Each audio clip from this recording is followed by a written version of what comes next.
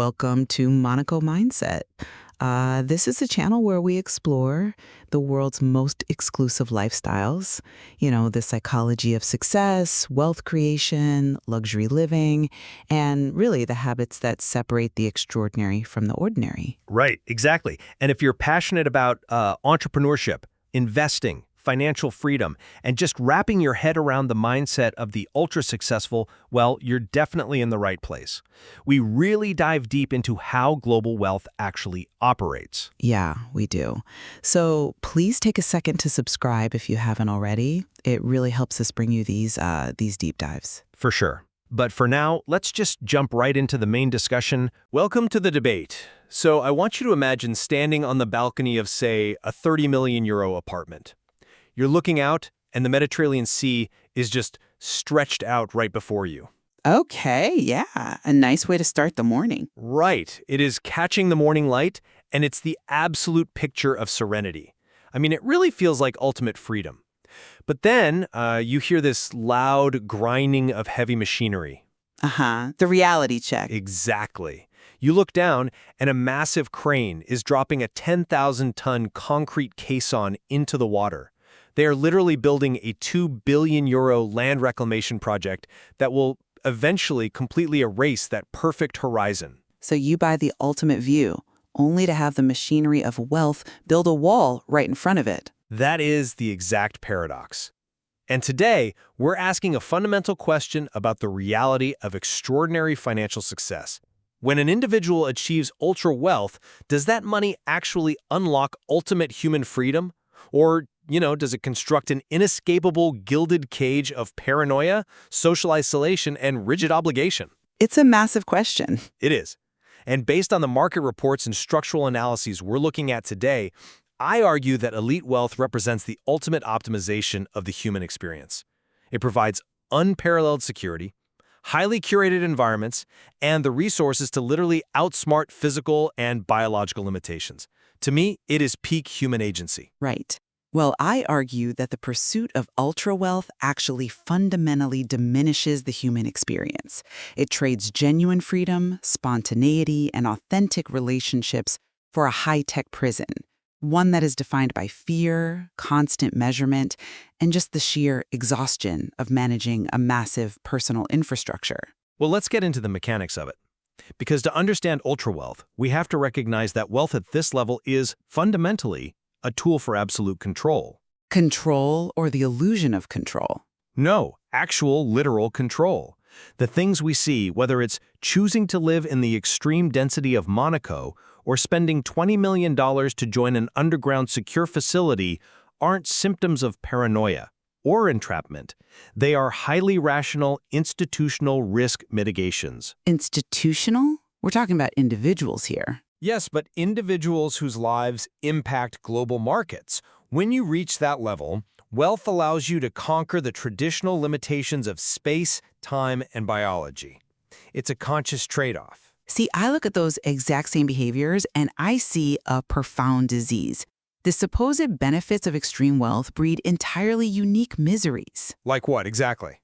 Well, like the claustrophobia of extreme density in places like Monaco, or the total isolation of transactional relationships, where you literally cannot trust anyone's motives.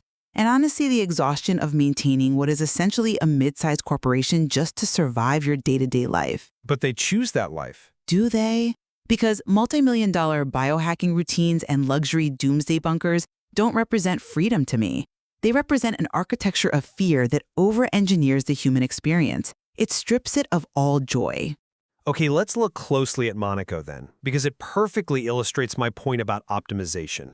I mean, we are talking about a place that is just 2.08 square kilometers. Right? Tiny. Tiny. And it houses over 38,000 people. Yes, it is the most densely populated sovereign state in the world, but that density is a totally intentional trade-off. A trade-off for zero taxes. Exactly. It's the price of admission to a highly curated, ultra-secure society, with zero personal income tax, zero wealth tax, and zero capital gains tax. People aren't trapped there. They are actively opting into an elite institution. Calling it an institution is fitting, actually. Those are features, not bugs. I mean, real estate reaching 100,000 euros per square meter, that reflects the immense value of a society where wealth preservation is just absolutely optimized. Yeah, I come at it from a different way. Have you considered the psychological paradox of that proximity? In a nation of just 2 square kilometers, extreme density means there is literally nowhere to escape. Will escape what? Social rivals, business enemies, you are trading unlimited physical space for tax benefits, and the psychological toll is immense. If you are feuding with someone, they might live in your exact building. Sure, but They frequent your favorite restaurant. They dock their yacht right next to yours in Port Hercules. There is no anonymity. they choose that environment because the absolute safety and the networking leverage far outweigh, the awkwardness of running into a rival at the Monte Carlo casino. Are they choosing it or are they captured by it? Because the stakes of social exile in Monte Carlo are so extraordinarily high, people fall victim to what's known as the pretender phenomenon. Ah, yes. The pressure to keep up appearances? Right. The social politics operate under such intense scrutiny that individuals face immense pressure to maintain a financial image long after their economic reality is actually changed. They destroy their own peace of mind just to keep up, because leaving means admitting defeat. I mean, that's human nature, not just a Monaco problem. But physically, the environment is constantly closing in on them. We see reports of 30 million euro properties losing their sea views overnight because of constant vertical construction. That Mariterra land reclamation project you mentioned in the intro, it's literally devouring the luxury they paid for. But wait, that project creating 6 hectares of new land directly on the Mediterranean seafloor for 2 billion euros, that is an incredible feat of engineering. It's driven by capital. At the expense of the residents' quality of life. Yes, views change, but the infrastructure adapts to create more value. The individuals living there aren't victims of the construction. They are the beneficiaries of a state that constantly innovates to protect and expand their wealth. Beneficiaries who can't even open their windows because of the construction noise. The irony is staggering to me. You reach the absolute pinnacle of financial success, you buy the dream apartment, and your daily reality becomes the sound of jackhammers. It's temporary disruption for long-term gain.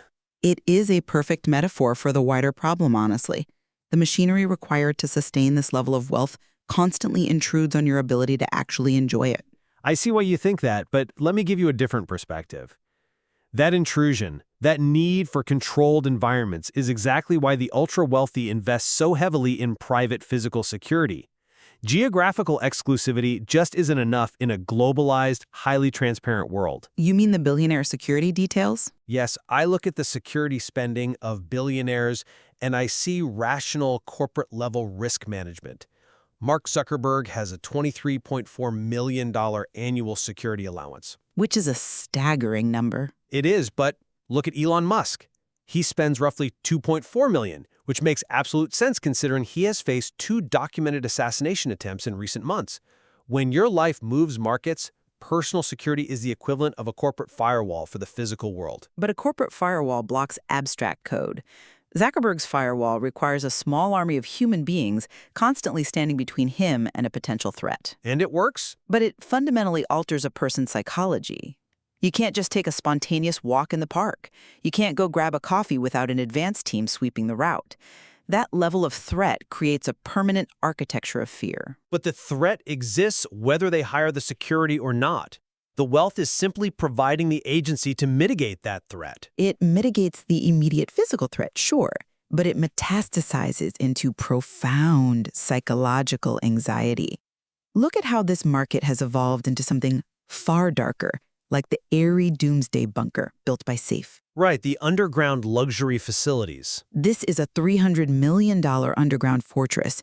They charge $20 million for a single membership, capped at 625 people.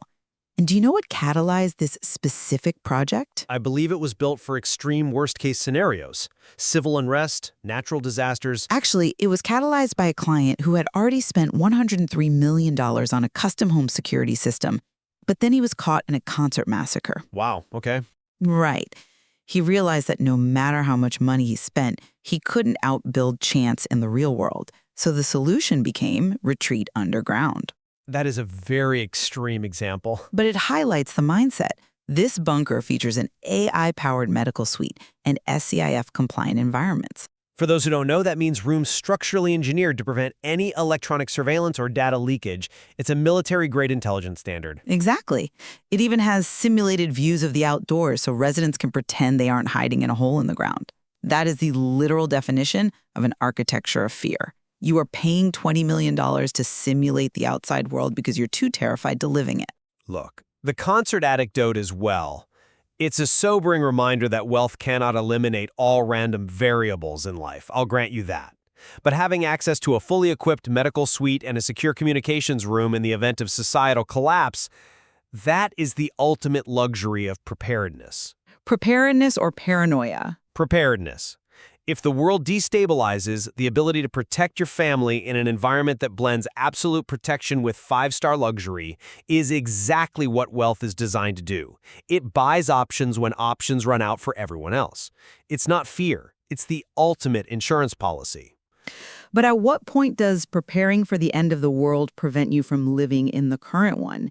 I mean, if your baseline existence requires a $20 million bunker membership just to feel a sense of peace, your wealth hasn't bought you freedom. It buys peace of mind. No, it has bought you a very expensive anxiety disorder.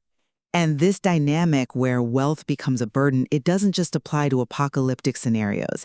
It applies to managing a normal Tuesday. I completely disagree that managing day-to-day life is a burden at this level. The logistical infrastructure actually represents the total optimization of time. Optimization? If you look at the recent data from Talent Gurus, it's wild. They found that households in that $500 million to $1 billion net worth tier, they require an average of 14 to 28 staff members. Which is necessary to maintain multiple properties. We are talking about directors of residences managing multiple estate managers, who in turn manage house managers, executive housekeepers, yacht crews, aviation teams. It's endless. That costs up to $12.5 million in payroll alone. It's a large operation, yes. The lifestyle that once felt like financial freedom morphs into an exhausting obligation. You essentially become the CEO of a mid-sized corporation just to live your daily life. But wait, look at the math. When a principal reaches that $500 million threshold, spending roughly 1% of their net worth on a 28-person staff is peak efficiency. Efficiency in spending may be, but No, efficiency in time. They aren't personally managing the housekeepers. They employ a chief of staff to handle external interfaces and a director of residences for internal operations. It completely removes friction. I wouldn't say completely. By employing this infrastructure, the individual is insulated from mundane tasks. They don't worry about logistics, maintenance, or travel coordination. It frees their cognitive load entirely so they can focus on high-level strategic goals and philanthropy. But that exact insulation causes profound social isolation. You are surrounded by 28 people whose livelihood depends on keeping you happy. How do you form genuine relationships in that environment? You still have peers, you still have family. But the trust problem becomes insurmountable. You constantly have to question if people are interacting with you for who you are or for the resources you represent. The more successful an individual becomes, the smaller and more isolated their trusted circle gets. That smaller circle is just a natural curation of trust. You surround yourself with vetted professionals. And you force that exact same corporate structure onto your children. You can't even easily pass this infrastructure down without massive complications. Well, estate planning is complex for everyone. But in Monaco, while direct heirs pay zero inheritance tax, leaving wealth to distant relatives triggers a 16% tax. To navigate these complexities and preserve the assets, you have to professionalize the family legacy through a family office. Which is a smart, standard practice. It's a private wealth management advisory firm completely dedicated to your family. You are placing an immense pressure on heirs to maintain a legacy in a corporate structure they didn't build. You are forcing them to manage a machine just to exist. Okay, the professionalization of wealth through a family office is exactly how legacies are preserved across generations. Without it, capital dilutes and dissipates. But maybe it should dissipate. A family office ensures the family's values and philanthropic goals outlive the founder. It doesn't burden the heirs. It provides them with an established, well-oiled machine that protects their standing in the world. It is a triumph of structural planning. It sounds exhausting. And this desire for structural permanence doesn't just stop at financial legacy. Ultra-wealth is now actively being used to outsmart human biology itself. To me, this is the ultimate proof of wealth as an instrument of agency. Oh, you mean the biohacking trend? Using wealth to try and outsmart death is an agency. It's the ultimate manifestation of achievement addiction. How so? When you've conquered every financial goal, the only thing left to conquer is your own mortality. And it leads to the total over-engineering of the human experience. But look at the actual results. Take tech billionaire Brian Johnson. He is spending $2 million a year on a strictly data-driven 5-hour daily routine. 5 hours a day, just on a routine. This isn't just taking vitamins. He subjects himself to 10,000 lux of morning light. That's a specific intensity of light exposure designed to precisely recalibrate his circadian rhythm and optimize hormone release. It's clinical. He undergoes intermittent hypoxic-hyperoxic training to improve cellular oxygenation. He spends 45 minutes in a hyperbaric oxygen chamber at 2 ATA pressure. Okay, we need to clarify what that actually means for our listeners. 2 ATA pressure means breathing pure oxygen at twice the normal atmospheric pressure. Right, which speeds up recovery. It forces massive amounts of oxygen into the blood plasma to speed up cellular repair. It is a severe medical intervention being used as a daily lifestyle choice. Exactly. And it works. He tracks over 100 biomarkers, every calorie, every one of his 40 daily supplements, and every sleep cycle is logged and reviewed by an AI-curated algorithm. That sounds like a full-time job. But he has effectively achieved the heart of a 37-year-old and the lungs of an 18-year-old athlete. This is wealth actively reversing the ultimate human limitation, which is aging. It is evolution, not deterioration. Wealth removes the friction of natural biological decay. I'm sorry, but I just don't buy that. I look at that routine and I don't see evolution. I see captivity. I mean, he calls himself the most measured person in human history. And he has the data to back it up. But does a life lived entirely by constant measurement trade the joy of spontaneity for a scientific crusade? He eats meticulously measured plant bowls. He goes to bed at exactly 8:30 in the evening. He tracks minute sleep fluctuations in heart rate variability. Because he values longevity over a late-night dinner. But what happens to the joy of a late-night conversation with a friend? What happens to the pleasure of an unplanned meal? When you dedicate 5 hours a day to medical treatments and let an algorithm dictate your every move, you are sacrificing the actual experience of living freely, all in exchange for biological data. You are valuing fleeting moments of spontaneity over the profound achievement of extending human vitality. I mean, if you could buy an extra 20 years of healthy, highly functional life years where you have the energy of a teenager, wouldn't the sacrifice of a late-night pizza be worth it? It's not just pizza, it's living. He isn't sacrificing life. He is optimizing the vessel that allows him to experience it. Just as the Monaco resident optimizes their tax environment and the billionaire optimizes their physical safety with a secure facility, the biohacker optimizes their cellular resilience. But it introduces a friction of extreme rigidity. The very mechanisms designed to protect and optimize these individuals inevitably capture them. I just don't see it as capture. Look at the pattern. The individual moves to Monaco for freedom from taxes, but ends up captured by the claustrophobia of a 2-square-kilometer gilded cage. They have to pretend their wealth is infinite to avoid social exile. That's a choice. They build a $20 million bunker to survive, but find themselves isolated underground, terrified of the outside world.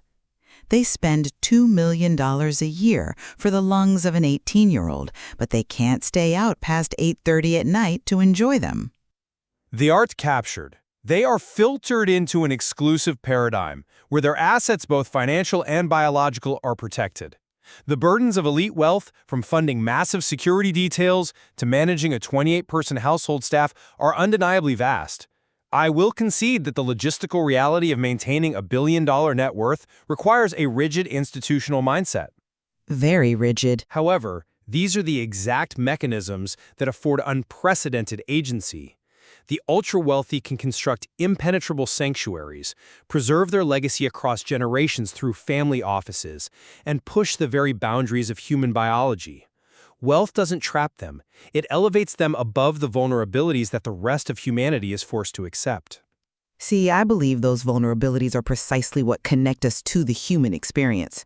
That's an interesting way to frame it. When you eliminate all vulnerability, you isolate yourself.